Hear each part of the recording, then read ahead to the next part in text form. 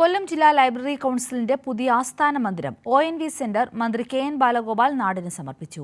സംസ്ഥാനത്ത് ഏറ്റവും കൂടുതൽ ലൈബ്രറികളുള്ള രണ്ടാമത്തെ ജില്ല കൊല്ലമാണെന്ന് മന്ത്രി പറഞ്ഞു.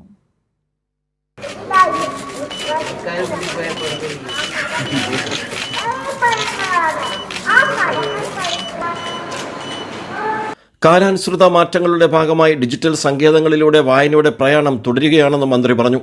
പഴയ അറിവുകളും സാഹിത്യ പൊതുമണ്ഡലങ്ങളിലെ മൺമറഞ്ഞ മഹാരഥന്മാരെ പുതുതലമുറ അറിയുന്നതും ഡിജിറ്റൽ വായനയിലൂടെയാണ്.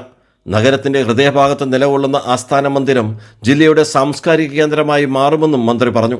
ലൈബ്രറി പ്രസ്ഥാനത്തിന് വളരെ വലിയ ചരിത്രമുണ്ട് എന്ന് എന്നെക്കാളും അറിയുന്നവരാണ് ഇവിടെ ഇരിക്കുന്നവർ.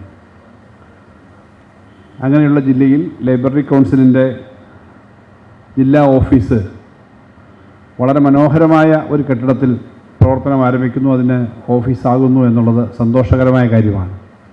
പൂർത്തീകരിച്ചപ്പോൾ ONV സാറിൻ്റെ എല്ലാം കവിതയിൽ അദ്ദേഹത്തിൻ്റെ സാംസ്കാരികമായ ഇടപെടലിലൊക്കെ പറ്റുന്ന തരത്തിലേക്കുള്ള മനോഹരമായ ഒരു കെട്ടിടമാണ് ഓഫീസായി വന്നത് എന്ന് പറയാൻ എനിക്ക് സന്തോഷമുണ്ട്. വളരെ മനോഹരമായ ഒരു അന്തരീക്ഷമുള്ള ആ കെട്ടിടമാണ് നമ്മളിപ്പോൾ പ്രവർത്തനം ആരംഭിക്കുന്നത്.